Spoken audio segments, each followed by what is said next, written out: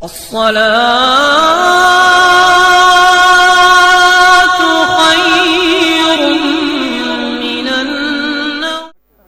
जीलान के मोहल्ला नीफ में पैदा हुए। आप देखें गौसे आजम बनते कैसे हैं। गौसे आजम की अजमत को समझना है, उनके मकाम मर्तबे को समझना है तो पहले गौसे आजम का बैकग्राउंड देखिए। गौसे आजम के वालिद शेख अबू सालिह मूसा जंगी दोस्त, अल्लाह के वली। गौसे आजम की वालिदा उम्मुल खैर फातिमा, अल्लाह की बहुत बड़ी वलिया। गौसे आजम की फूफी आयशा रजी अल्लाह अन्हा, अल्लाह की बहुत बड़ी वलिया। गौसे आजम के नाना हजरते अब्दुल्ला सौमई, अल्लाह के बहुत बड़े वली। ये पूरा घराना ही वलियों का है। ऐसे हसीन गुलशन में जो फूल खिला, उसी फूल को दुनिया कुतुब रब्बानी कहती है, महबूब सुबहानी कहती है, शाहबाज ला मकानी कहती है, पीरे ला सानी कहती है। उसी को दुनिया शेख अब्दुल कादिर जीलानी गौसे आजम दस्तगीर बड़े पीर के नाम से याद करती है। आपको गौसे आजम की शख्सियत समझनी है तो आओ मैं आपको बताता हुआ चलूं। आज हमने ये सोच रखा है कि आज हम चाहे कितनी भी चोरी और डकैती करें, मेरी औलाद नेक हो जाएगी। मैं चाहे कितना भी गुटखा और खैनी खाऊं, मेरी औलाद गुटके को हाथ नहीं लगाएगी।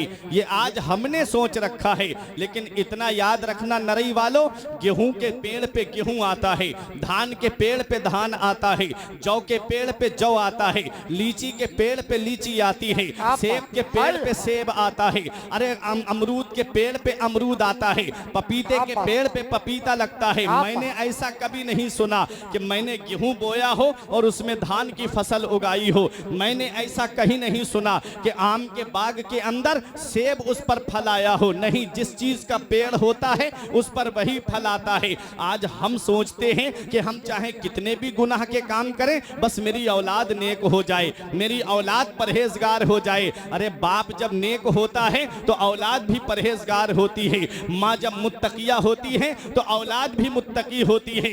बाप जब हलाल खाने वाला होता है तो बेटा भी तकवा और तहारत का खूबर बनता है। माँ भी जब हराम से बचने वाली होती है तो उसके शिकम से जो बेटा पैदा होता है वो अल्लाह का नेक बंदा होता है। आओ गौसे आजम की अजमत को समझना है तो आओ गौसे आजम के बैकग्राउंड में चलो। वालिद की जरा शान तो देखो, वालिद का जरा मकाम तो देखो। दिन में रोजे से रहते हैं, रात में अल्लाह की इबादत करते हैं और जुबान पे कुरान की आयात करीमा की तिलावत हर वक्त जारी रहती है। जंगल के किनारे हैं, आप जंगल में लेटे हुए हैं, भूख की शिद्दत है, प्यास की शिद्दत है, लेकिन जब शाम का वक्त करीब होता है, भूख की शिद्दत ने निढाल कर दिया है, प्यास की शिद्दत ने बेचैन कर दिया है। आप दरिया के किनारे बैठ गए कि कोई मुबाह चीज आ जाए, मैं उसे उठा करके खा लूं ताकि मेरे पेट की भूख मिट जाए, मेरे शिकम की प्यास बुझ जाए। आप दरिया के किनारे बैठे हुए थे, आपने क्या देखा? दरिया में एक सेब बहता हुआ आ रहा है।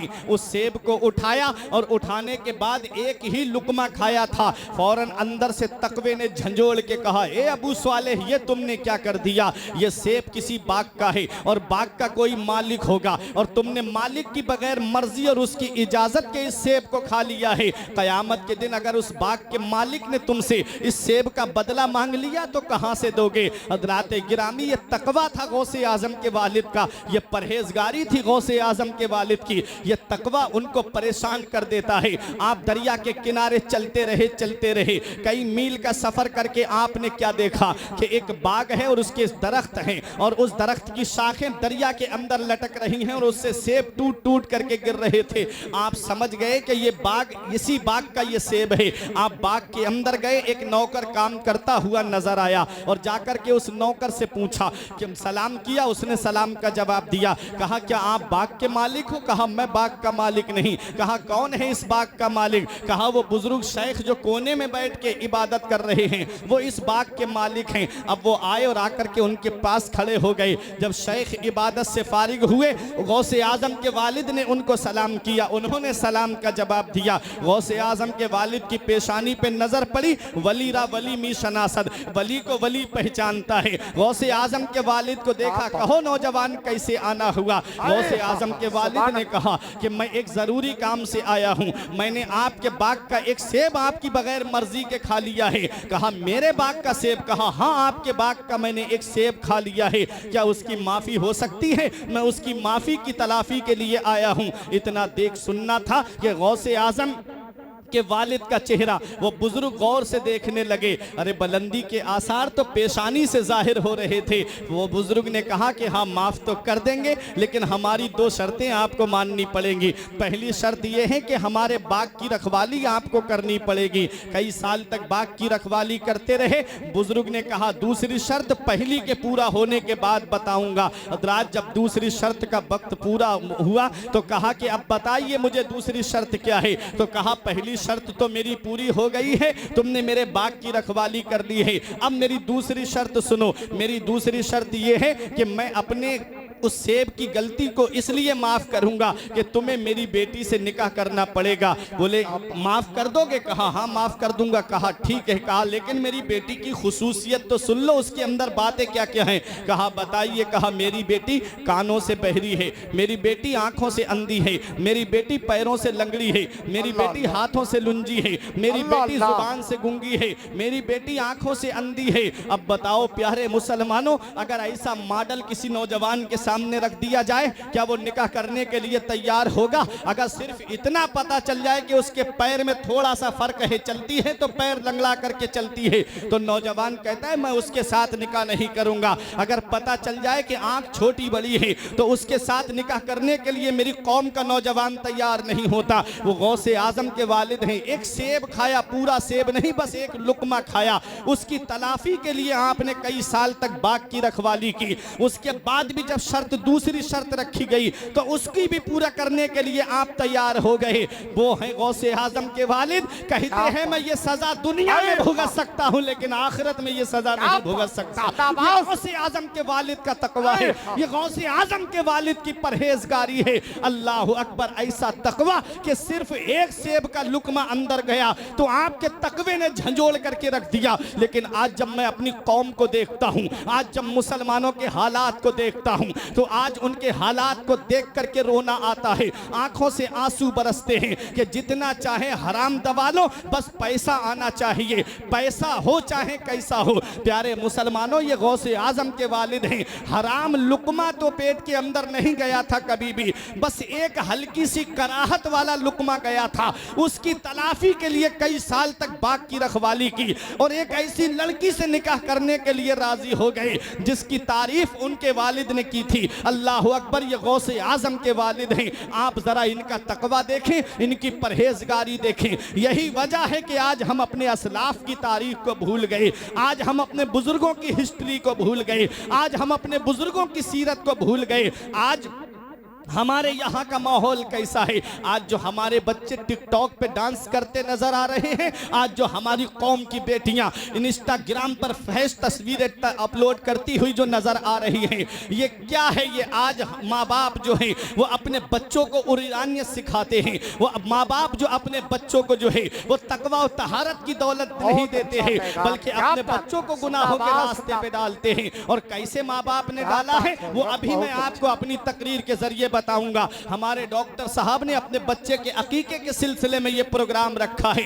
तो माँ बाप का हक औलाद पे क्या बनता है, माँ बाप को औलाद को क्या तरबियत देनी चाहिए, आज यही मेरी तकरीर का उन्वान रहेगा और ये पैगाम मैं आपको दे करके जाऊंगा। आओ जरा देखो, गौसे आजम के वालिद हैं, तकवे का ये आलम, परहेजगारी का ये आलम, कई साल तक बाग की रखवाली की। उसके बाद में आप उस लड़की से निकाह करने के लिए राजी हो गए जिनके बारे में उनके वालिद ने कहा आंखों से अंधी, पैरों से लंगड़ी, हाथों से लुंजी, कानों से बहरी है। अल्लाह अकबर। जब आप राजी हो गए आपका निकाह हो जाता है और निकाह के बाद जब आप कमरे के अंदर जाते हैं, आपने जैसे ही दरवाजे पे कदम रखा अंदर दुल्हन उठ करके खड़ी हो गई। जब पैरों पे खड़ी हुई आप समझ गए कि ये पैरों से लंगड़ी नहीं है। आपने जब सलाम किया दरवाजे पे खड़े होकर के, अंदर से सलाम का जवाब आया, आप समझ गए मुंह से गूंगी भी नहीं है, मेरी बात को सुन लिया, सलाम को सुन लिया, कानों से बहरी भी नहीं है। है। आगे बढ़कर के हाथ का इशारा किया, बैठिए। समझ गए कि ये जो है हाथों से लुंजी भी नहीं है।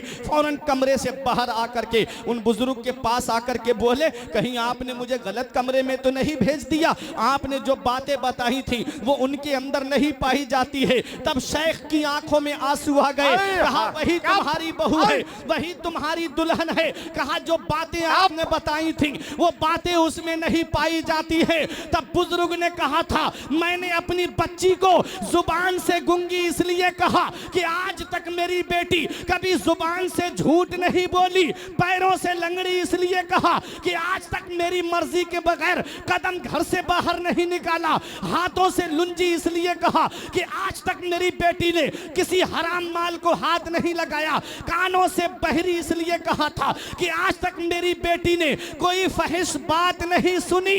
ऐ नरई नगला के जिंदा दिल मुसलमानों, जब बाप इतना नेक हो कि जो तकवा और तहारत का खूगर हो और माँ जब इतनी परहेजगार हो तो उसके शिकम से जो बच्चा दुनिया में आता है उसी बच्चे को दुनिया गौसे आजम के नाम से जानती है। क्या बात है। नारे तकबीर, नारे रिसालत, फैज़ाने गौसे आजम, अज़मते गौसे आजम, सरजमीने नरही नगला, नारे तकबीर। जब बाप नेक होता है, जब माँ नेक होती है तो औलाद भी परहेजगार होती है। जब बाप मुत्तकी हो, जब बाप नमाज पढ़ने वाला हो तो उसकी औलाद भी नमाज पढ़ने वाली होती है। माँ जब कुरान की तिलावत करने वाली हो तो औलाद भी कुरान की तिलावत करने वाली होती है। अरे बाबा फरीदुद्दीन गंजे शकर की वालिदा को आप देखो, 8 साल की उम्र में जब बच्चे खेल कूद करते थे तो बाबा फरीद कुरान की तिलावत किया करते थे। नमाज पढ़ करके ईशा की सब सो गए, बाबा फरीद मुसल्ले पे बैठ करके दुरूद पाक नबी पे पढ़ रहे थे। मोहल्ले की औरतों ने कहा, ए बाबा फरीद की माँ, तेरा बच्चा तो लाजवाब है, तेरा बच्चा तो बाकमाल है, तेरे बच्चे का कोई जवाब नहीं। अरे सब बच्चे सो जाते हैं, वो नबी पे दुरूद पढ़ता है, तेरा बच्चा बेमिसाल है। तब बाबा फरीद की माँ ने कहा, इसमें फरीद का कोई कमाल नहीं है, इसमें जो भी कमाल है वो फरीद की माँ का कमाल है। बोले माँ का कमाल कैसे? तब बाबा फरीद की माँ ने कहा, जब मेरा बेटा मेरे शिकम में था कभी मैंने कोई हराम माल को हाथ नहीं लगाया। कहती हैं जब मेरा बेटा दुनिया में आया तो मैंने 2 साल अपने बेटे को दूध पिलाया, लेकिन कभी ऐसा मौका नहीं आया कि मैंने बगैर वुजू के अपने बच्चे को दूध पिलाया हो। कहती है जब दुनिया चैन से सो जाती है तो बाबा फरीद की माँ रात में उठ करके फरीद के लिए दुआएं करती है। पता चला प्यारे मुसलमानों, जब बाप नेक होता है और जब माँ नेक होती है तो उसकी औलाद भी परहेजगार होती है। अब एक भाई भी खामोश नहीं रहेगा। अरे जब माँ कुरान की तिलावत करने वाली फातिमा तो जहरा होती है तो बेटा नेज़े पे चढ़ के कुरान सुनाने वाला हुसैन होता है। बहुत अच्छा, बहुत। माँ जब नेक होती है, माँ जब उम्मुल खैर फातिमा होती है तो बेटा बगदाद का गौसे आजम होता है। माँ जब माहे नूर बीबी होती है तो बेटा 95 लाख गैर मुस्लिमों को कलमा पढ़ाने वाला गरीब नवाज होता है। माँ जब आरिफा होती है तो बेटा फरीदुद्दीन गंजे शकर होता है। माँ जब साबिरा होती है तो बेटा साबिर पाक कलियरी होता है। अरे माँ जब सदर मुअल्ला होती है तो बेटा सैयद सालार मसूद गाजी सुल्तानुल हिंद सुल्तानुल शुहदा फिल हिंद होता है। अरे माँ जब नेक होती है तो बेटा बरेली का इमाम अहमद रजा खान होता है। माँ जब नेक होती है तो बेटा हुज्जतुल इस्लाम होता है। माँ जब नेक होती है तो बेटा मुफ्ती आजम होता है। अब ये उलमा दुआओं से नवाजेंगे। अरे माँ जब नेक हो तो बेटा मुफ्ती आजम होता है और माँ वो हो जो अपने जेवर गिरवी रख करके मंजरे इस्लाम के मुदर्रिसीन की तनख्वाह निकाल दे तो उसके शिकम से जो बच्चा पैदा होता है उसी बच्चे को दुनिया वाले ताजो शरिया के नाम से जानते हैं। नारे तकबीर, नारे रिसालत, फैज़ाने गौसे आज़म, ख्वाजा का हिंदुस्तान, नारे तकबीर। माँ जब नेक होती है तो औलाद भी नेक होती है। और माँ बहुत अच्छा, अल्लामा साहब जब टीवी देखे और बच्चे को पास में बिठाए, जब माँ टीवी देखे और बच्चे को पास में बिठाए, माँ मोबाइल का सीरियल देखती रहे, इधर दूध पिलाती रहे, तो उसके बच्चे टिकटॉक पे नाचेंगे नहीं तो फिर क्या करेंगे? क्या बात। बच्चे का जहन खाली बोतल की तरह होता है, बच्चे का जहन सादा कागज की तरह होता है, उस पे जो चाहो वो लिख दो। आप देख लो, जब आप घर में अल्लाह अल्लाह करते हो तो बच्चा बराबर में बैठ करके अल्लाह अल्लाह करता है। क्या बात। जब आप गाने गाओगे तो वो बच्चा आपके साथ में गाने गाएगा। इसलिए बचपन ही से अपनी औलाद को ऐसी तरबियत दो, ऐसी तालीम दो कि बच्चा आगे चल कर के वो टिकटॉक पे नाचता नजर ना आए, बल्कि मदीने वाले मुस्तफ़ा की नाते पढ़ता। क्या बात है, सुभान अल्लाह। ऐसी तरबियत दो अपनी औलाद को। और आप ये मत समझना कि आपने औलाद को पैदा कर दिया, जवान कर दिया, उसका खर्चा पानी दुनिया में उठा लिया, आप बरियो जिम्मा हो गए। नहीं, इमाम गजाली फरमाते हैं कि क़यामत के दिन अगर औलाद को आपने दीनी तालीम नहीं दी तो ये औलाद क़यामत के दिन अपने बाप को खींच करके लेके आएगी रब की बारगाह में और कहेगी, मौला मेरा बाप मुझे भूखा रखता ये मेरे लिए गवारा था, इसने जो मुझे जाहिल रखा, इसने मुझे तालीम नहीं दिलाई, इसने मुझे मदरसे का रुख नहीं कराया, इसने कुरान और हदीस का इल्म मुझे नहीं दिया।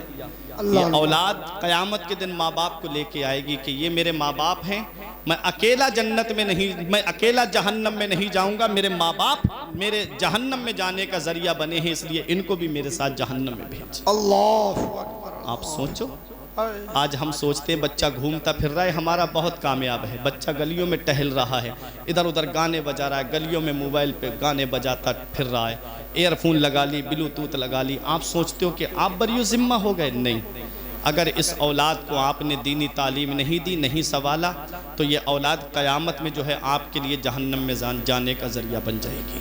अल्लाह। इसलिए नबी ने फरमाया, अद्दिबू औलादकुम अला सलासे खिसाल, अपनी औलाद को 3 बातें सिखाओ। क्या बात। क्या बताई नबी ने? अद्दिबू औलादकुम अला सलासे खिसाल, अपनी औलाद को 3 बातें सिखाओ। जब औलाद बोलने लगे, जब औलाद बोलने के काबिल हो जाए तो उनको क्या सिखाओ? 3 बातें सिखाओ। हुब्बे नबीयकुम, अपने नबी की मोहब्बत सिखाओ। सुभान अल्लाह, सुभान अल्लाह। अपने नबी क्या की बात। मोहब्बत सिखाओ। बच्चे को क्या सिखाओ? नबी से मोहब्बत करना, कि बेटे नबी से मोहब्बत कैसे की जाती है। और नबी से मोहब्बत करने का सबसे बेहतर जरिया जो है वो एक दुरूद पाक है और दूसरा नाते पाक है। दुरूद पाक पढ़ो बच्चे के सामने, नाते पाक पढ़ो नबी की बच्चे के सामने, बच्चा जो है वो नबी का आशिक हो जाएगा। सुभान अल्लाह। तो अपनी औलाद को नबी की मोहब्बत सिखाओ, नंबर 1। आगे नबी फरमाते हैं, वह हुब्बे अहले बैती, और मेरे अहले बैत की मोहब्बत सिखाओ। क्या बात। मेरे घर वालों की मोहब्बत सिखाओ, मेरे अली की मोहब्बत दो, मेरे बेटी फातिमा की मोहब्बत दो, मेरे बेटे हसन की मोहब्बत उसके दिल में डालो, मेरे बेटे हुसैन की मोहब्बत डालो, मेरी आल की मोहब्बत इसके दिल में डालो, मेरे अहले बैत की मोहब्बत इसके दिल में डालो। क्या बात। और आखिर में तीसरी बात मेरे नबी ने इरशाद फरमाई, व क़िराअतिल कुरान, कुरान की तालीम सिखाओ। क्या फरमाया नबी ने? कुरान की तालीम सिखाओ। नबी की मोहब्बत, अहले बैत की मोहब्बत और कुरान की तालीम। तो कुरान की तालीम जब बच्चा सीखेगा, कुरान जब पढ़ेगा, तो अल्लाह तबारक व तआला उसके सदक़े में उसके माँ बाप को बख्श देगा। हदीस पाक में आता है, मन क़राअल कुरान व अमिला बिमा फी यलविसु वालिदाहु ताजन यौमल क़ियामत दौउहु अहसनो का दौउल शम्स। नबी फरमाते हैं, जो कुरान पढ़े और उस पर अमल करे, अल्लाह ताला क़यामत के दिन उसके माँ बाप को ऐसा ताज अता फरमाएगा कि उसकी रोशनी आसमान के चांदो सूरज से भी ज्यादा हो। क्या बात है। सुभान अल्लाह। मदरसों का रुख नहीं कराते, आज हम दीनी तालीम का रुख नहीं कराते। आज हम सोचते हैं कि बच्चा हाफिज बन गया, आलिम बन गया, क्या करेगा 5-6 हज़ार रुपए की तनख्वाह में, इसका कैसे गुजारा होगा, इसके बच्चे कैसे पलेंगे, ये कैसे अपने घर बार को संभालेगा। हाँ, मैं जानता हूँ, बच्चा आलिम बनेगा, हाफिज बनेगा, पैसे जरूर कम लाएगा, लेकिन वो ताज तुम्हें वो बेटा नहीं दिला सकता जिसको तुमने इंजीनियर बनाया, जिसको तुमने प्रोफेसर बनाया, जिसे तुमने कुरान की तालीम नहीं दी, हदीस की तालीम नहीं दी, जिसे तुमने दुनियावी तालीम दी है वो बच्चा वो कयामत के दिन तुम्हें वो ताज नहीं दिला सकता। वो ताज अगर मिलेगा तो एक आलिम दीन और एक हाफिज कुरान के माँ बाप को अल्लाह अता फरमाएगा। सुभान अल्लाह। इसलिए सीने पे पत्थर रख लेना, अपने सीने पे पत्थर रख करके अपनी औलाद को पहले दीनी तालीम देना। क्या बात है, क्योंकि बहुत कयामत अच्छा के पैगाम दिन हजरत, बहुत अच्छा। तुमसे ये पूछा जाएगा कि औलाद को कौन सी तालीम दे के आए। उसके बाद दीनी तालीम देने के बाद चाहे अपने बच्चे को डॉक्टर बनाओ, चाहे इंजीनियर बनाओ, चाहे मास्टर बनाओ, चाहे प्रोफेसर बनाओ, पहले दीनी तालीम जब उसके दिल में होगी, दीनी तालीम जब उसके सीने में होगी, तो दीनी तालीम की वजह से वो नबी का आशिक होगा, वो नबी का दीवाना होगा। किसी भी यूनिवर्सिटी में चला जाए उसका ईमान कोई नहीं लूट पाएगा जब नबी की शरीयत की तालीम उसके सीने में होगी, नबी के दीन की तालीम उसके सीने में होगी। किसी कॉलेज में चला जाए कोई उसके ईमान को नहीं लूट पाएगा, वरना ऐसे ऐसे ईमान के लुटेरे आपको यूनिवर्सिटीज और कॉलेज में आपको मिलेंगे कि आपको ईमान बचाना मुश्किल हो जाएगा। ऐ प्यारे मुसलमानों, बताना मकसद ये था कि अपनी औलाद को कुरान की तालीम दो, दीनी तालीम दो। जब ये तीन तालीम आप अपने बच्चे को सिखाओगे तो तुम्हारा बच्चा नबी का आशिक होगा, नबी का सच्चा दीवाना होगा। आओ जरा देखो, मैं बात गौसे आजम की वालिदा और वालिद की कर रहा था कि जब बाप ने कहे, औलाद ने, माँ ने कहे, तो उसके शिकम से जो बच्चा दुनिया में आया उसी बच्चे को दुनिया वाले गौसे आजम के नाम से जानते हैं। और माँ के तिलावत करने का कैसा असर पड़ा, तारीख बताती है। गौसे आजम जब मरदसे में पढ़ने के लिए गए आप, तो उस्ताद ने कहा पढ़ो बेटा बिस्मिल्लाहिर्रहमानिर्रहीम, तो गौसे आजम ने औज़ बिल्लाह शरीफ को पढ़ा, उसके बाद बिस्मिल्लाह शरीफ को पढ़ा, सूरह फातिहा से तिलावत शुरू की, पहला पारा पढ़ा, दूसरा पारा पढ़ा, तीसरा पारा पढ़ा। उस्ताद हैरत में पड़ गए, पहले दिन ये बच्चा आया है और मुझे कुरान सुनाता चला जा रहा है। 17 पारे गौसे आजम ने निअमल मौला व निअमन नसीर तक सुना दिए गौसे आजम ने। उस्ताद हैरत में पड़ गए, बेटा पढ़ने आए हो कि मुझे पढ़ाने के लिए आए हो? गौसे आजम के उस्ताद कहते बेटा ऐसी तिलावत नहीं सुनी, बेटा ऐसा अंदाज नहीं सुना, बेटा और पढ़ो, आगे पढ़ो बेटा, आज पूरा कुरान शरीफ ही ख़त्म फरमा दो। गौसे आजम कहते हैं बस इतना ही याद था। कहा बेटा इसके आगे क्यों नहीं पढ़ते? कहा मेरी माँ 17 पारों की हाफिजा थी, जब वो घर का कोई काम करती तो कुरान की तिलावत करके करती, मेरी माँ जब खाना बनाती तो कुरान की तिलावत करती, मेरी माँ घर में नमाज पढ़ के बैठती तो कुरान की तिलावत करती। वो मैंने सिपारे माँ के शिकम में सुनकर के याद कर लिए हैं। अल्लाहु अकबर, जब माँ कुरान पढ़े तो उसके शिकम से जो बच्चा दुनिया में आया वो भी कुरान सुनाता हुआ नजर। सुभान अल्लाह। इसलिए ऐ मेरी माँ और बहनों, अपने बच्चों को वक्त से पहले जवान कर दो, लेकिन हीरो हीरोइन का किरदार देकर नहीं, फिल्मी एक्टरों का किरदार देकर नहीं, उन फाहिशा आवारा लड़कियों का किरदार देकर नहीं। अगर जवान करना है तो बगदाद के गौसे आजम का किरदार देकर जवान करो, अजमेर के गरीब नवाज का किरदार देकर के जवान करो। ये मत देखो मोहल्ले वाले क्या कहेंगे, ये मत देखो खानदान वाले क्या कहेंगे, ये मत देखो रिश्तेदार क्या कहेंगे। अरे जमाना खफा है तो क्या गम है इसका, जमाने को ठोकर लगाए चला जा, जमाना ही एक दिन तेरे साथ होगा, तू आका को अपने मनाए चला जा। जिंदाबाद। अपने नबी को राजी करो। क्या बात है, नबी राजी तो सब राजी। गौसे आजम है, ये गौसे आजम है। 17 पारों के हाफिज पैदा हुए। सुभान अल्लाह, सुभान अल्लाह, सुभान अल्लाह। गौसे आजम जब मदरसा पढ़ने के लिए जाते थे, आज हमारे यहाँ का उसूल ये है कि अगर मंत्री साहब का लड़का पढ़ने के लिए जाए तो आगे आगे गाड़ी आवाज़ करती हुई नजर आती है, हट जाओ, रास्ता साफ कर दो, मंत्री जी का बेटा पढ़ने जा रहा है। पहले बादशाह का बेटा जाता था तो आगे आगे वजीर ऐलान करते थे, रास्ता साफ करो, बादशाह का बेटा आ रहा है।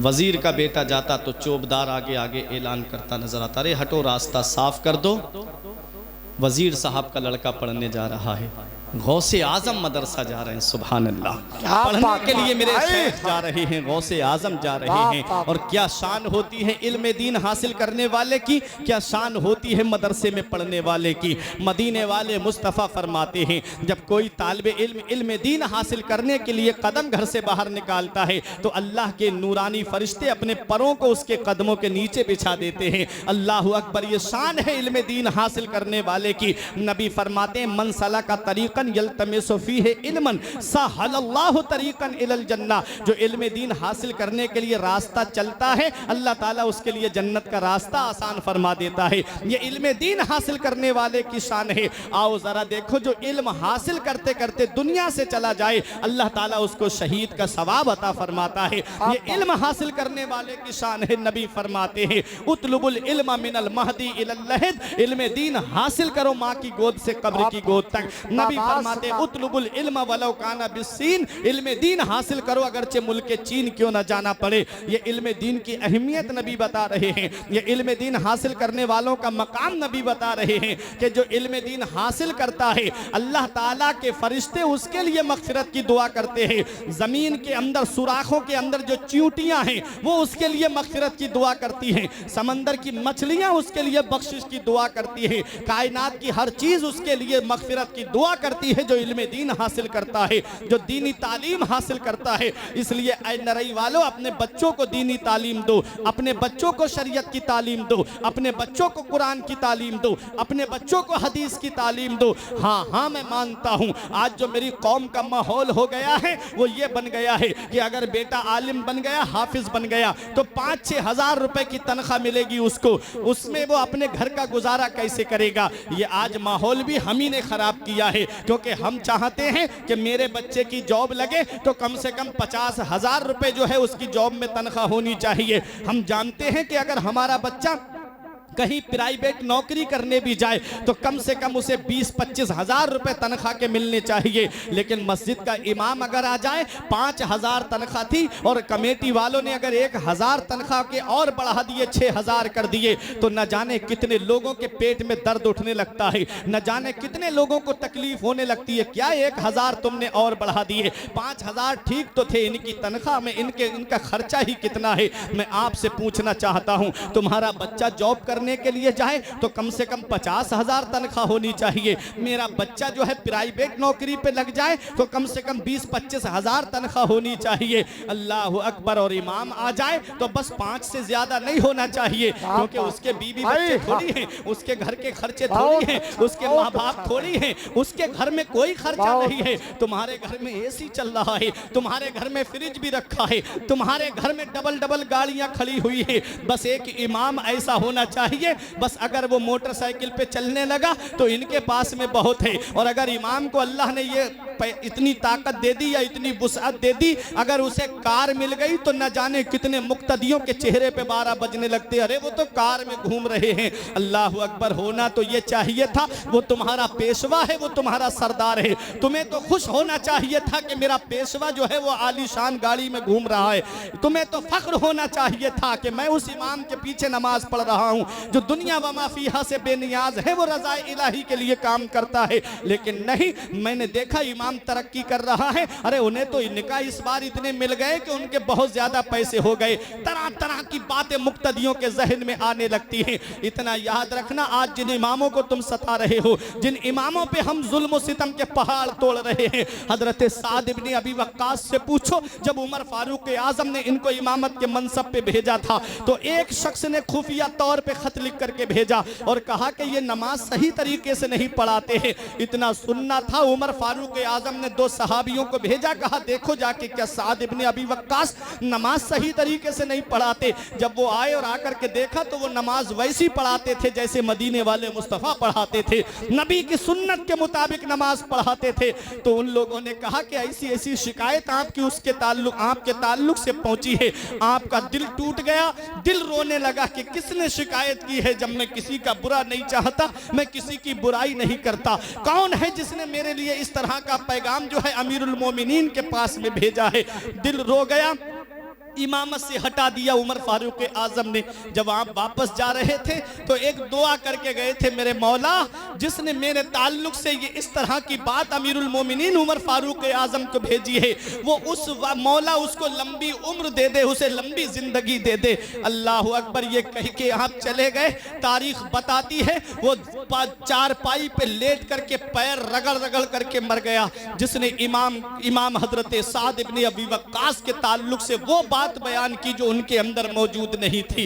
ये होता है इमामों को सताने वालों का अंजाम। आज जिसका तुम दिल तोड़ रहे हो, आज मोमिन का दिल तोड़ने वाले की सजा इतनी बड़ी है। उमर फारूक, हजरत अबू बकर सिद्दीक ने जब आयशा सिद्दीका से फरमाया था, बेटी नबी से वो बात पूछ करके आओ जो आका ने शबे मेराज अपने रब से हम कलाम किया था, बातें की थी, तो अल्लाह ने जो राज की बातें फरमाई थी उन राज की बातों में से एक बात पूछ करके आओ। तो नबी ने फरमाया था, आयशा मेरे रब ने मुझसे फरमाया कि आपका जो भी उम्मती किसी मुसलमान का टूटा हुआ दिल जोड़ देगा, मैं बगैर हिसाब किताब के उसको जन्नत अता फरमाऊंगा।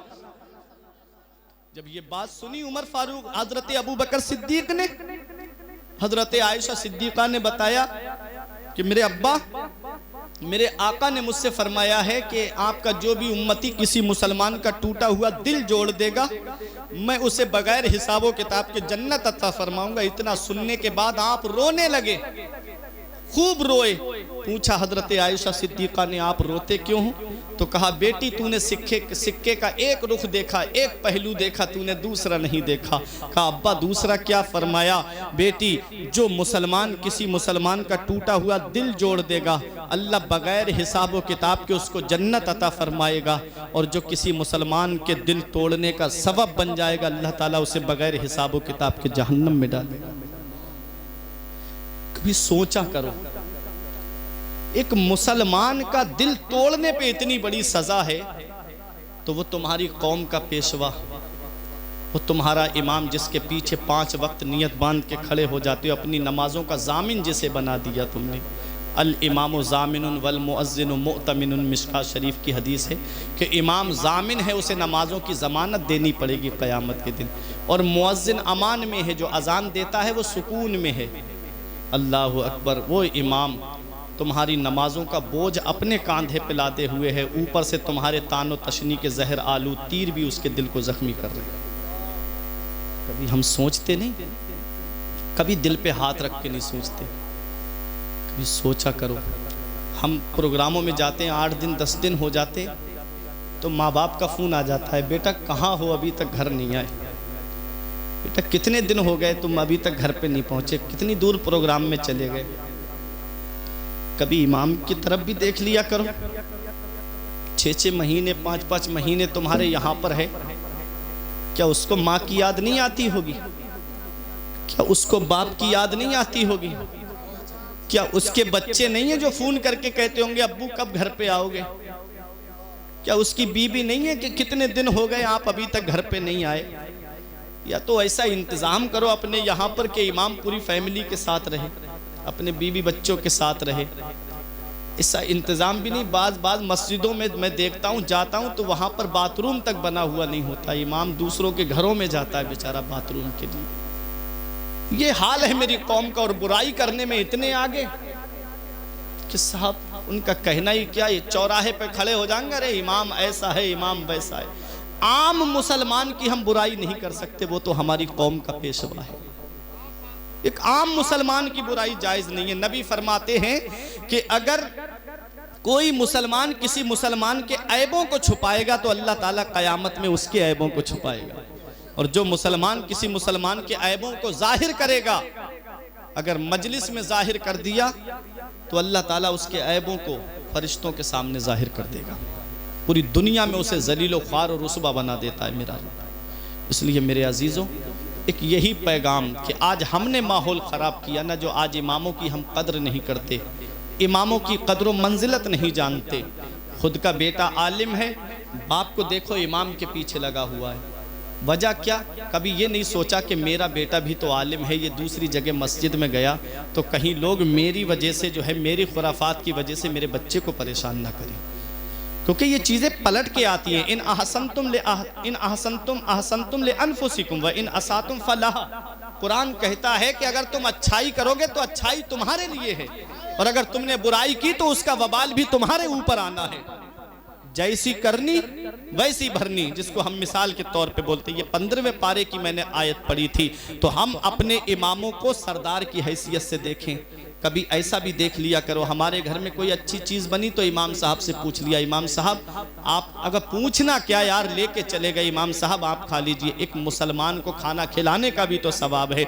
नबी से एक सहाबी ने पूछा सबसे बेहतर अमल क्या है? नबी फरमाते हैं तीबुल कलाम व इतामुत ताम व इफ्शाहुस सलाम। नबी फरमाते हैं मोहब्बत से बात करना, भूखों को खाना खिलाना और सलाम को आम करना, ये सबसे बेहतर अमल है। तो इमाम, आज हम अपने बच्चों को दीनी तालीम इसलिए नहीं देते कि बच्चा पढ़ लिख जाएगा तो क्या बनेगा, या तो मदरसे का मुदर्रिस बनेगा या मस्जिद का इमाम बनेगा, और कितनी तनख्वाह मिलेगी, 5-6 हज़ार की तनख्वाह मिलेगी। नहीं, ये ज़रूरी नहीं है। कुछ ऐसे भी हैं, आप देख लो, ऐसे भी हैं आलिम के बड़े से बड़ा मिनिस्टर इतने पैसे नहीं कमाता होगा जितने वो जो है वो 2-3 दिन में कमा लेते हैं। ऐसे भी हैं अल्हम्दुलिल्लाह, प्रोग्राम में जाने वाले, जलसे जुलूस करने वाले, कितना अल्लाह ताला उनको नवाजता है। ज़रूरी नहीं है कि बेटा पढ़ जाए लिख जाए तो मस्जिद का इमाम ही बने या मदरसे का मुदर्रिस ही बने। मदरसे का मुदर्रिस बनेगा तो उसके लिए एक बख्शिश का ऐसा बीमा जारी हो जाएगा कि वो खुद कुरान पढ़ रहा है और जब दूसरों को पढ़ाएगा वो औरों को पढ़ाएंगे, तो ये जितनी लंबी चैन बनती जाएगी ये उसके लिए बख्शिश का ज़रिया बन जाएगा। और मदीने वाले मुस्तफ़ा फरमाते हैं आलिम बाअमल कब्रिस्तान से गुजर जाए, कुछ पढ़े नहीं, बस सिर्फ गुजर जाए, तो अल्लाह ताला उस बस्ती के कब्रिस्तान से 40 दिन के लिए अजाब को उठा लेता है। सिर्फ गुजर जाए बाअमल आलिम। अब आप सोचो वो कुछ पढ़ेगा तो कितना सवाब मिलेगा, और जिस बस्ती में वो आलिम रहता होगा उस बस्ती पे कितनी रहमतें नाजिल होती होंगी, और जिस घर में वो आलिम होगा फिर घर वालों के लिए वो कितना बख्शिश का जरिया बनेगा। एक बात बताऊं, ये जो मदरसे होते हैं ना, मकतब होते हैं ना, जो बच्चे सुबह को पढ़ने के लिए जाते हैं, गुनाहों की वजह से, मैंने हदीस पढ़ी, गुनाहों की वजह से बस्ती वालों के ऊपर अल्लाह अजाब देने का इरादा करता है। गुनाह इतने बढ़ गए, चोरी, शराब नोशी, जिनाकारी, जुआ, ये सब इतने गुनाह बढ़ गए कि अल्लाह ताला उस बस्ती को तबाह करने का इरादा करता है। हदीस पाक में है फ़ाइज़ा समिया तालीम सिबियान, अल्लाह ताला छोटे छोटे बच्चों की तालीम की आवाज़ को सुनता है। जो यस्सरनल कुरान कायदा बगदादी पहला पारा सीने से लगा करके मकतब की तरफ, मदरसे की तरफ, मस्जिद की तरफ पढ़ने जाते हैं, अल्लाह ताला उन छोटे छोटे बच्चों के सदक़े में फरिश्तों को हुक्म देता है इस बस्ती पे अजाब मत करना। सोचो, सिर्फ यस्सरनल कुरान पढ़ी जाए, कायदा बगदादी पढ़ा जाए, पहला पारा दूसरा पारा पढ़ा जाए, तो उस बस्ती पे अल्लाह तबारक व तआला की रहमतें नाजिल होती हैं। जहां बाकायदा तालीम हासिल करने वाले मदरसे होते हैं, जहां हाफिज कुरान बनाए जाते हैं, जहां आलिम दीन बनाए जाते हैं, सोचो उस बस्ती के ऊपर कितनी अल्लाह की रहमतें नाजिल होती होंगी। इसलिए तालीम को गौसे आजम रजी अल्लाह तआला अन्हु ने हासिल किया था। आज वजीर का बेटा पढ़ने जाता है तो उसके आगे आगे चौबदार ऐलान करता हुआ जा रहा है। आज अगर बादशाह का बेटा पढ़ने जा रहा है तो आगे आगे नौकर ऐलान कर रहे हैं, रास्ता खाली कर दो, फला वजीर का बेटा आ रहा है, फला बादशाह का बेटा आ रहा है। मेरे गौस तालीम हासिल करने जा रहे हैं, मेरे गौस मदरसा पढ़ने के लिए जा रहे हैं। कोई इंसान ऐलान नहीं कर रहा है, अल्लाह के फरिश्ते ऐलान कर रहे हैं। इफ्साहु तरीका ले वलील्लाह, अल्लाह के वली के लिए रास्ते को कुशादा कर दो, अल्लाह का वली तशरीफ ला रहा है। ये गौसे आजम है, बचपन का ये आलम है। तालीम हासिल करने जाएं तो फरिश्ते ऐलान करें रास्ता साफ कर दो, अल्लाह का वली तशरीफ ला रहा है। जब मदरसा पहुंचे तो फरिश्ते ऐलान करें बच्चों रात जगह कुशादा कर दो, अल्लाह का वली तशरीफ ला रहा है। ये गौसे आजम है। आपने तकरीबन 15 साल तक कस्बा जीलान के कुर्ब जवार में तालीम हासिल की और 488 हिजरी के करीब आप बगदाद के लिए रवाना हो गए। एक बात कभी सोचो नरई वालों, आप पैदाइशी वली हैं, आपको अल्लाह ने मादरजाद वली बना के भेजा। आप वली ही नहीं हैं, वलीगर हैं। सिर्फ वली नहीं बल्कि इंसान तब तक वली बनता ही नहीं है जब तक गौसे आजम के दस्तखत नहीं हो जाते। इतना बड़ा मकाम गौसे आजम का है। उनको मदरसा जाने की क्या जरूरत थी, उनको तालीम हासिल करने की क्या जरूरत थी, उन्हें इल्म हासिल करने की क्या जरूरत थी? वो तो पैदाइशी वली है। ये उनके मुंह पे तमाचा है जो कहते हैं शरीयत का रास्ता अलग है, तरीकत का रास्ता अलग है। मौलवियों का रास्ता अलग है, पीरों का रास्ता अलग है। वो जाहिल पीर जिनको नमाज से मतलब नहीं, रोज़े से मतलब नहीं, बस मुरीदों की जेबों पे नज़र रहती है। आज बरेली सबके दिल में क्यों खटकती है? वहाँ पर शरीयत की बात कही जाती है, वहाँ किसी को बख्शा नहीं जाता है, वहाँ पर जो भी बात की जाती है वो हक बात की जाती है। अरे हक बात कही जाती है बेखौफ, वहाँ पर फतवों में बरेली के मिलावट नहीं होती। इसलिए आज सबके दिल में बरेली खटकती है। यही वजह है वो जाहिल पीरों का वो जो है खुल के रद्द किया जाता है, जिन्हें नमाज से मतलब नहीं। पूछा जाए नमाज क्यों नहीं पढ़ी, मस्जिद के बराबर में जाहिल पीर 3 दिन तक ठहरा रहेगा, एक वक्त की नमाज पढ़ने मस्जिद में नहीं जाएगा। मुरीद जा रहे हैं नमाज पढ़ के मस्जिद में आ रहे हैं और आके उसके पैर दबा रहे हैं। ऐसी अंधी अकीदत वो है कि नमाज पढ़ने नहीं जाता। पूछा आपने नमाज क्यों नहीं पढ़ी, तो ऐसे भी लोग हैं, खुद बात की गई जिनसे कि आपने जुमे की नमाज क्यों नहीं पढ़ी। अरे जुमा हो रहा था, कहते हैं अरे मौलाना तुम्हें क्या पता, हम नमाज यहाँ नहीं पढ़ते, हम काबे में नमाज पढ़ते हैं। अल्लाह अकबर। किसी अकीदतमंद पीर ने कह दिया, मुरीद ने कह दिया उस पीर से, अब जब नमाज काबे में पढ़ रहे हो तो खाना भी वहीं पर खा लेते, खाना हमारे यहाँ क्यों खा रहे हो? ऐसे भी है, नमाज काबे में हो रही हो, खाना यहाँ खाया जा रहा है, खाना भी वहां खा लेते, इतना मुबारक जगह का खाना मिलता, लेकिन खाना यहां पर आकर के क्या है? नमाज से दूरी। नमाज हुजूर पे माफ नहीं थी। सोचो जरा, जिनके सदके में सारी कायनात को पैदा किया गया, नमाज मदीने वाले मुस्तफ़ा पे माफ नहीं। नमाज अबू बकर सिद्दीक पढ़े, नमाज उमर फारूक आजम पढ़े, नमाज मौला अली पढ़े, नमाज उस्मान गनी पढ़े, और इमाम हसन और हुसैन और इमाम ज़ैनुल आबिदीन के ताल्लुक से यहाँ तक रिवायतों में मिलता है कि एक एक रात में 1-1 हज़ार नवाफिल पढ़ा करते थे, फ़र्ज छोड़ के। 5 वक्त की फ़र्ज नमाज तो पढ़ते ही थे, उसके अलावा एक्स्ट्रा 1000 नवाफिल। इमाम आज़म अबू हनीफा पूरी पूरी रात अल्लाह की इबादत करते। एक बार किसी ने ये कह दिया था, आप गुजर के जा रहे, अरे ये इमाम आज़म हैं, ये पूरी रात अल्लाह की इबादत करते। उस दिन से इमाम आज़म ने कहा, लोग मेरे बारे में ऐसा गुमान करते। उस दिन से ये नहीं कहा मैं ऐसा नहीं करता, बोले उस दिन से इरादा कर लिया कि मैं आज से पूरी रात अल्लाह की इबादत करूंगा। ऐसे लोग हैं। और गौसे आज़म जिसकी मोहब्बत में आज यहाँ बैठे हो, मेरे इमाम ने यूं ही नहीं कह दिया था कि वाह क्या मर्तबा ए गौस है बाला तेरा, ऊंचे ऊंचों के सरों से कदम आला तेरा। आप जंगल में बैठे हुए थे, बादल का टुकड़ा आया आपके करीब आके बोला, अब्दुल कादिर मैं तेरा खुदा बोल रहा हूँ, तुझे नमाज पढ़ने की कोई ज़रूरत नहीं, तुझे इबादत करने की कोई ज़रूरत नहीं, मैंने तेरी सारी इबादत कबूल कर ली। गौसे आज़म ने सोचा कि हुजूर पे नमाज माफ़ नहीं, सहाबा पे नमाज माफ़ नहीं, इमाम आज़म पे नमाज माफ़ नहीं, अब्दुल कादिर तू कौन होता है कि तुझ पे नमाज माफ़ हो। फौरन लाहौल पड़ा। लाहौल जब पड़ा तो बादल फट गया, फिर वो सिहाई में तब्दील हो गया। अंदर से आवाज़ आई, मैं इब्लीस बोल रहा हूँ अब्दुल कादिर, तुझे तेरे इल्म ने बचा लिया। मेरे गौस कहते हैं अब भी मुझे चकमा देना चाहता है, मुझे मेरे इल्म ने नहीं बचाया है, इल्म के नाम पे चकमा दे रहा है, मुझे मेरे इल्म ने नहीं बचाया है, मुझे मेरे खुदा के फजल ने बचा लिया है। ये गौसे आज़म है, ये गौसे आज़म पूरी पूरी रात अल्लाह की इबादत। आप तारीख उठा के देखो, मेरे गौसे आज़म के मुरीद का कहना है, मैंने अपनी आंखों से देखा मेरे शेख ने 40 साल तक ईशा के वुजू से फजर की नमाज को पढ़ा। ईशा में वुजू करते मेरे गौसे आज़म पूरी रात अल्लाह की इबादत उसी वुजू से करते और फजर की नमाज उसी वुजू से पढ़ते। 40 साल ये पीठ बिस्तर से नहीं लगी गौसे आज़म की। ऐसे ही गौसे आज़म थोड़ी बनते हैं। मुरीद का कहना है, मैंने 15 साल इस हाल में देखा गौसे आज़म को, एक पैर खड़ा कर लेते, एक पैर जमीन पे रखते और पूरी रात में एक कुरान शरीफ खत्म फरमा लिया करते थे, पूरी पूरी रात कुरान की तिलावत करते। गरीब नवाज के एक मुरीद का कहना है, मैंने देखा 37 साल गरीब नवाज ने ये पीठ अपनी बिस्तर से नहीं लगाई, पूरी पूरी रात अल्लाह की इबादत करते। अल्लाह अकबर। ये है गौसे आज़म और ये है गरीब नवाज, जिनकी बारगाह में आज दुनिया खिराज अकीदत पेश कर रही है। आज यूं ही गौसे आज़म को याद नहीं किया जाता है। आज हमारा बाप मर गया, हमने भुला दिया, दादा दादा मर गया आज हम भूल गए, नाना मर गए दुनिया से चले गए हमने फरामोश कर दिया। आज बेटा मर जाए बाप भुला देता है, बीबी मर जाए शौहर भुला देता है, पड़ोसी मर जाए पड़ोसी भुला देता है, अजीजो अकारिब चले जाएं उसके दोस्त भुला देते हैं। लेकिन क्या वजह है गौसे आजम को पर्दा किए हुए?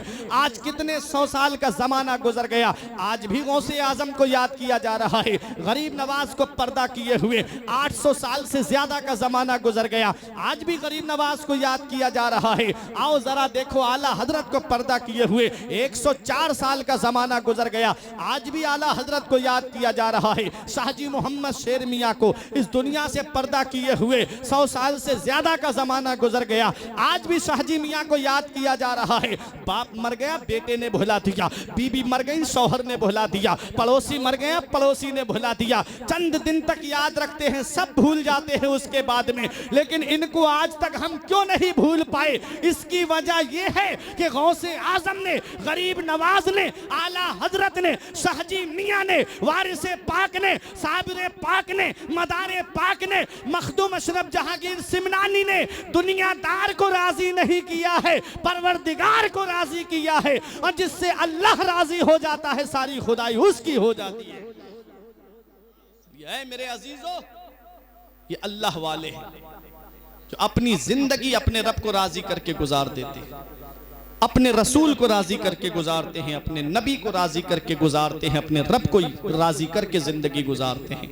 अल्लाह उनका नाम अंधेरे में नहीं रहने देता। मन काना लिल्लाही कान अल्लाहु लहू, जो अल्लाह का हो जाता है फिर सारी खुदाई उसकी हो जाती है, फिर सारी खुदाई उसकी हो जाती है, फिर उसका नाम अंधेरे में नहीं रहता, फिर उसका नाम दुनिया में पहुंच जाता है।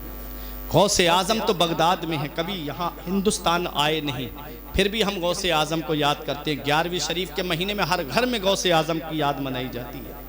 क्यों मनाई जा रही? इसलिए कि गौसे आजम ने अपने रब को राजी किया, अल्लाह ने उनकी मोहब्बत हमारे दिलों में डाल दी, इसलिए उनकी मोहब्बत हमारे दिलों के अंदर है।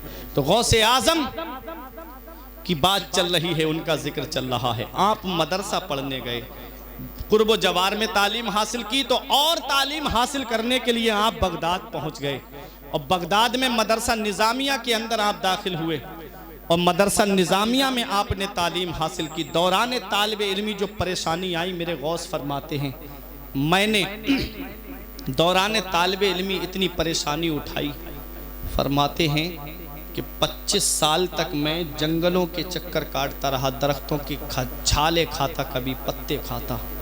इस हाल में मेरे गौसे आज़म ने गुजारी।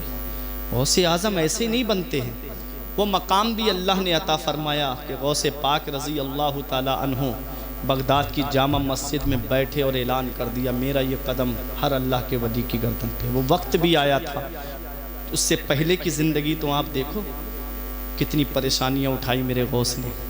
मेरे गौस फरमाते हैं एक दिन भूख ने मुझे बेचैन कर दिया था, निढाल कर दिया था। मैं गया करख के जंगल की तरफ, मैंने सोचा कोई मुबाह चीज़ मिल जाए तो उसे खा लूँ, कोई साग सब्जी वगैरह। कहते जब मैं वहाँ पहुँचा तो वहाँ और दरवेश फ़कीर भूख भूख चिल्ला रहे थे, बेचैन थे। कहते मैं वापस आ गया, वुज़ू किया, मैं मस्जिद में नमाज़ पढ़ने के लिए खड़ा हो गया। जब नमाज़ पढ़ के फारिग हुआ, एक अजनबी शख्स आया मेरे बराबर में बैठ के खाना खाने लगा।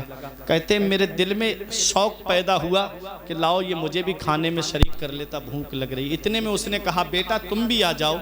मेरे गौस फरमाते मैं खाना खाने के लिए बैठा तो उस अजनबी ने मुझसे पूछा बेटा कहाँ पढ़ते हो? मैंने कहा मदरसा निज़ामिया में पढ़ता हूँ। कहा यहाँ पर एक सादात घराने का, कस्बा जीलान के मोहल्ला नीफ के सादात घराने का एक बच्चा पढ़ता है। कहा क्या नाम है? कहा उसका नाम अब्दुल कादिर है। मेरे गौस फरमाते उससे क्या काम है? कहा मैं आ रहा था तो उनकी वालिदा ने मुझे सोने के कुछ सिक्के दिए थे और कहा था मेरा बेटा बगदाद में तालीम हासिल कर रहा है, मेरे बेटे को ये सिक्के दे देना सोने के, उसके खर्च के लिए काम आएंगे।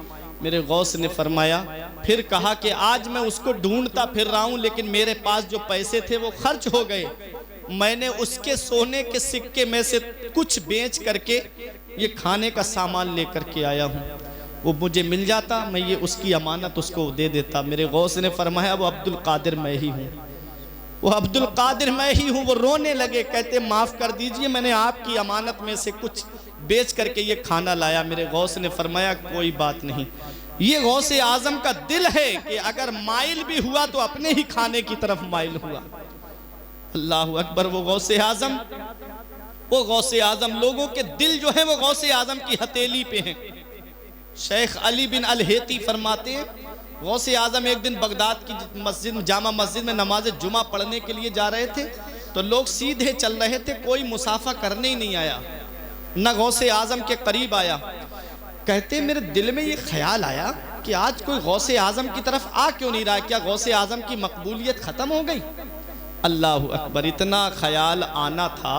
आज अगर छोटा सा पीर हमारी बस्ती में आ जाए तो उसके लिए रास्ता नहीं मिलता, पब्लिक को हटाना पड़ता है, कितनी भीड़ बढ़ जाती है। और वो गौसे आजम हैं। आप फरमाते हैं इन्ना शुयूखल इंस व इन्ना शुयूखल जिन व अना शैखुल कुल। फरमाते हैं इंसानों के भी पीर होते हैं और जिन्नात के भी पीर होते हैं। फरमाते हैं मैं सबका पीर हूँ, मैं पीराने पीर हूँ।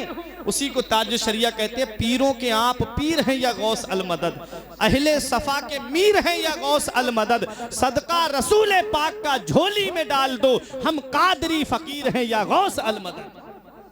वो गौसे आजम है। अल्लाह अकबर।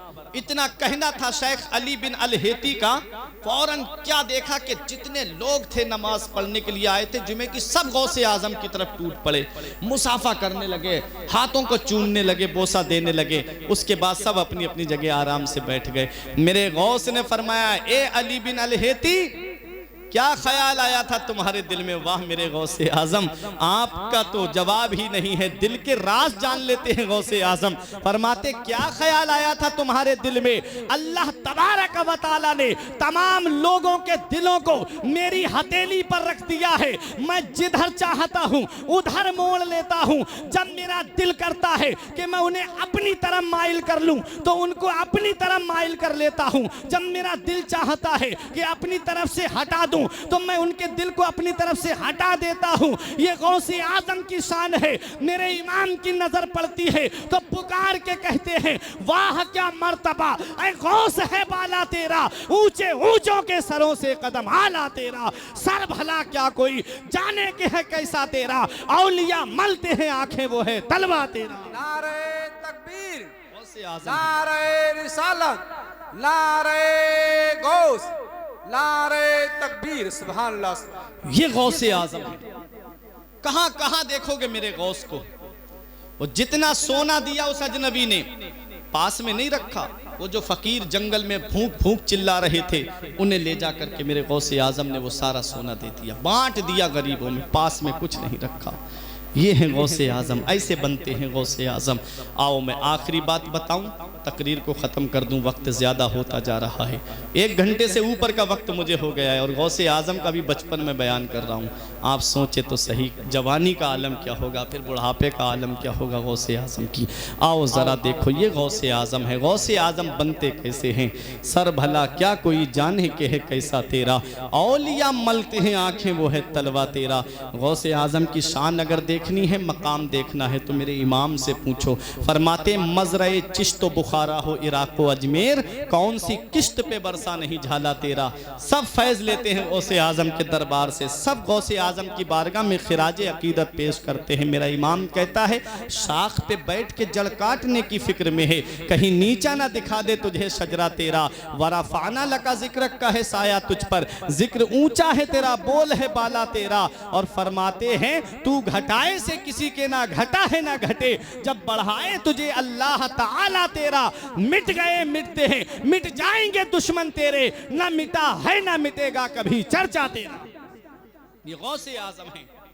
जब आप मदरसा निजामिया में पढ़ते थे तो उस वक्त बगदाद में एक बहुत बड़े अल्लाह के वली थे जिनका नाम था शेख मोहम्मद काकीस रहमतुल्लाह अलैह, काकेस भी बोला जाता है। गौसे आजम ने अपने साथियों से कहा चलो अल्लाह के वली वाज फरमाते हैं, तकरीर करते हैं, उनका वाज सुनेंगे। सुभान अल्लाह। आज हम वाज सुनने आते हैं तो तफरी के तौर पे आते हैं। गौसे आजम कहते हैं चलो नाना की हदीस सुनेंगे, कुछ बातें मिलेंगी, नाना की हदीस सुनेंगे, कुछ नसीहत की बातें होंगी। तो आया करो जलसों में ये सोच के आया करो कि नबी की हदीस सुनने जा रहे हैं। और नबी फरमाते हैं अरबी ज़ुबान से 3 वजह से मोहब्बत करो, 3 वजह से अरबी ज़ुबान से मोहब्बत करो। एक ये कि मेरी ज़ुबान अरबी है, दूसरी कुरान अरबी में नाजिल हुआ, और तीसरी वजह यह है कि कब्र में जाकर के हर इंसान की ज़ुबान अरबी हो जाएगी। तो 3 वजह से अरबी ज़ुबान से मोहब्बत किया करो। गौसे आज़म गए अल्लाह के वली की बारगाह में, बहुत बड़ा मजमा, बुजुर्ग शेख मोहम्मद काकीस रहमतुल्लाह अलैह, शेख अबुल वफ़ा उनका लक़ब था। जैसे ही गौसे आज़म पहुँचे उनकी नज़र पड़ी, फ़ौरन कहा इस बच्चे को बाहर निकाल दो। अब मुझे बताओ नरई वालों, इतना बड़ा मजमा है, अब मैं इसमें से एक बच्चे को खड़ा करूं और कहूं कि इसको बाहर निकाल दो, तो तुम मुझे देखोगे या उस बच्चे को देखोगे? सब उस बच्चे को देखने लगे। गौसे आज़म को सब देखने लगे, कौन बच्चा है, किसको निकालने का ये अल्लाह के वली हुक्म फरमा रहे हैं। गौसे आज़म बाहर गए, बुरा नहीं माना, फिर वापस आ गए। जब दूसरी बार आए तो फिर कहा, मैंने कहा ना इस बच्चे को बाहर निकाल दो। फिर उसके बाद वो लोगों ने, खादिमों ने गौसे आज़म को बाहर कर दिया। फिर बुरा नहीं माना गौसे आज़म ने, तीसरी मर्तबा फिर आ गए गौसे आज़म उस मजलिस में। फिर कहा इसे मेरे पास लेके आओ। सुभान अल्लाह, बोलो सुभान अल्लाह। गौसे आज़म की शान, मेरे पास लेके आओ। जब लेकर के आए, कुर्सी से उतर गए अल्लाह के वली, बिठाया गौसे आज़म को कुर्सी पे और कहा, ए बगदाद वालों, मैंने इनको 3 मर्तबा बाहर निकलवाया, उसका मतलब ये नहीं कि मैं इनकी बेइज्जती कर रहा हूं, इनकी इंसल्ट करना मकसूद नहीं था, बल्कि मैंने बार बार इसलिए निकलवाया ताकि तुम में की हर आंख देख ले, अरे ये कोई मामूली शख्सियत नहीं है, यही तो वो अल्लाह का वली है जो बगदाद की जामा मस्जिद में ये ऐलान करेगा, कदमी हाज़िही अला रक़बते कुल्ले वलील्लाह, कि मेरा ये कदम हर अल्लाह के वली की गर्दन पर है। ए बगदाद वालों, तुम गवाह हो जाओ, मैं तुम सबको गवाह बना करके इनके कदम को आज ही अपनी गर्दन पे ले रहा हूँ। इसी को मेरा इमाम कहता है, सर भला क्या कोई जाने के है कैसा तेरा, सर भला क्या कोई जाने के है कैसा तेरा, औलिया मलते हैं आंखें वो है तलवा तेरा। ये है गौसे आज़म। उसके बाद कहते हैं, या अब्दुल कादिर जीलानी इन्नी राई तो कुल्ला दीकिन यसे हो व यस्कुतो इल्ला दीको का यसे हो वला यस्कुतो। ए अब्दुल कादिर, मेरी निगाहें देख रही हैं, मेरी निगाहें विलायत देख रही है। हर मुर्ग बोलेगा, बोल के चुप हो जाएगा, लेकिन जब तुम्हारा मुर्ग बोलेगा तो वो कयामत तक चुप नहीं होगा। मतलब क्या है? मतलब ये है, हर वली का जिक्र होगा, हर वली का तस्किरा होगा, हर वली का नाम लिया जाएगा। कयामत आने तक चर्चा कम होता चला जाएगा, जिक्र कम होता चला जाएगा, मगर वह मेरे गौसे आज़म, तेरी अजमत का जवाब नहीं, तेरी शान का जवाब नहीं, तेरे मर्तबे का जवाब नहीं, तेरी बुलंदी का जवाब नहीं, तेरे मकाम सुरैया का जवाब नहीं। हाँ हाँ, वो गौसे आज़म जो कुतुब रब्बानी है, महबूब सुबहानी है, शहबाज लामकानी है, पीर लासानी है, सैयदुल अस्याद है, जय्यदुल अजियाद है, कुतुबुल अक्ताब है, फर्दुल अफराद है, वो गौसे आज़म जब उनका जिक्र होगा, शेख अबुल वफा फरमाते हैं, हर मुर्ग बोलेगा, बोल के चुप हो जाएगा। तुम्हारा जब मुर्ग बोलेगा कयामत तक चुप नहीं होगा। मतलब ये है कि हर वली का जिक्र होगा, कयामत आने तक वो कम होता चला जाएगा। ए अब्दुल कादिर, जब तुम्हारा चर्चा होगा, जब तुम्हारा जिक्र होगा, तो वो कयामत तक कम नहीं होगा। मेरा इमाम फरमाता है, वराफाना लका जिक्र का है, साया तुझ पर, जिक्र ऊंचा है तेरा, बोल है बाला तेरा। ये गौसे आज़म है। गौसे आज़म का जिक्र कभी खत्म नहीं होगा, कभी मेरे गौस का चर्चा खत्म नहीं होगा। वक्त बढ़ता जा रहा है, कभी मेरे गौस का चर्चा कम नहीं होगा, क्योंकि तू घटाए से किसी के ना घटा है ना घटे। जब बढ़ाए तुझे अल्लाह ताला तेरा, और शाख पे बैठ के जड़ काटने की फिक्र में है, कहीं नीचा ना दिखा दे तुझे शजरा तेरा। ये गौसे आज़म है।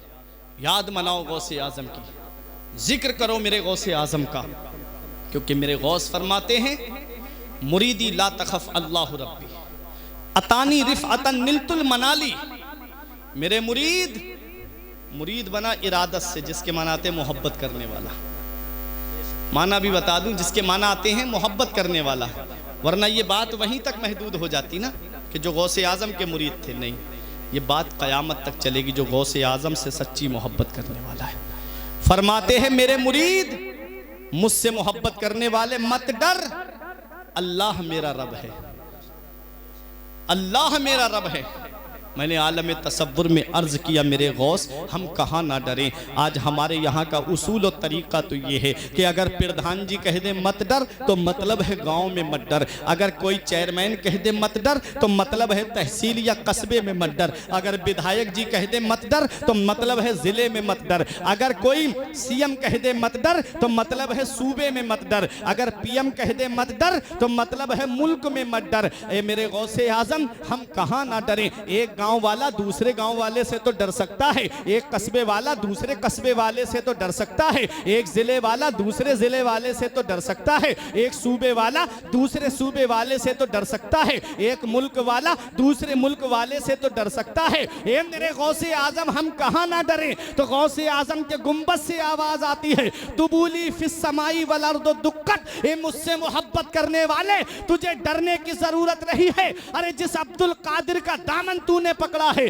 जिस अब्दुल कादिर का दामन तूने थामा है, उसकी बुलंदी के झंडे आसमानों पर भी लहरा रहे हैं, जमीन पर भी लहरा रहे हैं। ये अब्दुल कादिर से मोहब्बत करने वाले, तुझे न जमीन के ऊपर डरने की जरूरत है, न जमीन के नीचे डरने की जरूरत है।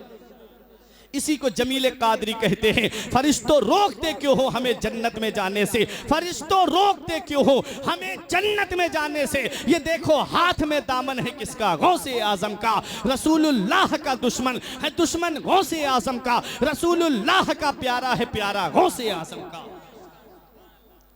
फरमाते मुरीदी ला तखफ, कहकर तसल्ली दी गुलामों को, कयामत तक रहे बेखौफ बंदा गौसे आजम।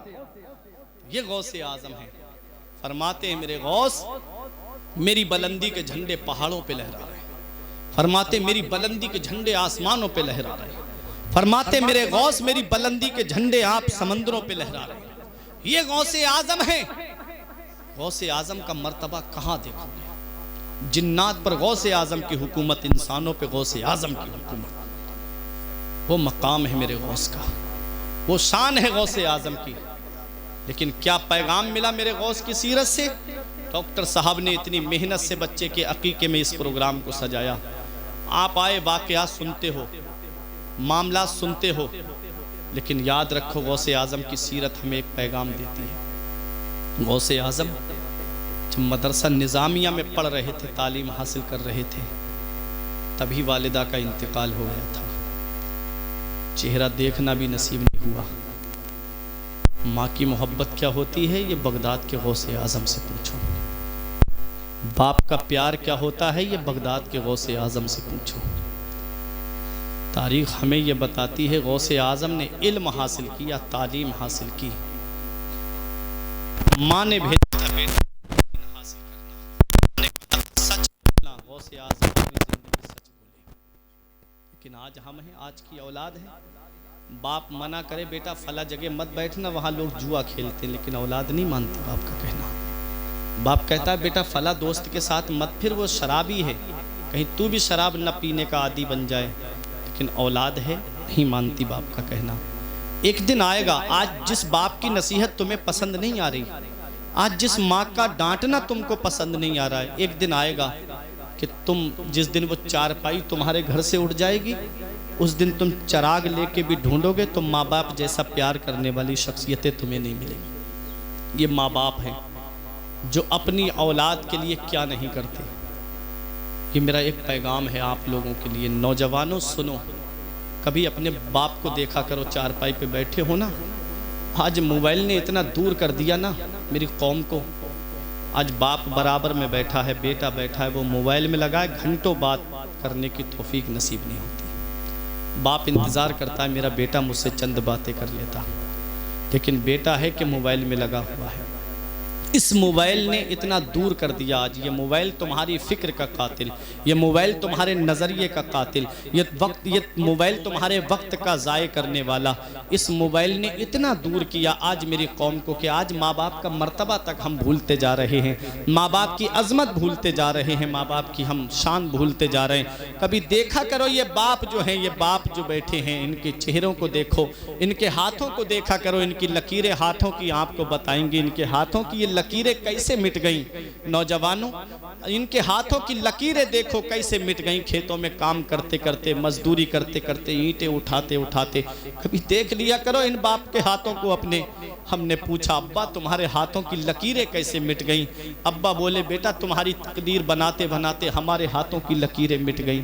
ये एक बाप ही तो है जो रात के 3 बजे अपनी गाड़ी रोड पे लगा देता है ताकि कोई मिल जाए मुझे, मैं उसको छोड़ करके आ जाऊं, थोड़े पैसे जमा हो जाए, मेरा बच्चा आला तालीम हासिल कर ले। ये एक बाप ही तो है जो पूरे दिन ठेला गर्मी में खड़ा करके फल बेचता है, सेब बेचता है, केले बेचता है। क्यों? क्योंकि मेरा बेटा पढ़ लिख जाए, आला तालीम हासिल कर ले। ये एक बाप ही तो है। तुम तो घर में मोबाइल आराम से बैठ के चला रहे हो और वो 3 मंजिल पर सर पे ईंटें लेकर के चढ़ रहा है ऐसी शिद्दत की गर्मी में। वो एक बाप ही तो है जो सोचता है कि मेरी औलाद पढ़ लिख जाएगी, आला तालीम हासिल कर लेगी, आला डिग्री हासिल कर लेगी, उसका जवानी जो है, उसका बुढ़ापा जो है वो सुकून से गुजर जाएगा, उसे मेरी तरह मजदूरी नहीं करना पड़ेगी। जब वो पढ़ लिख जाएगा, आला तालीम हासिल कर लेगा। कभी अपने बाप के चेहरों की तरफ देख लिया करो, कभी अपनी माँ की तरफ देख लिया करो।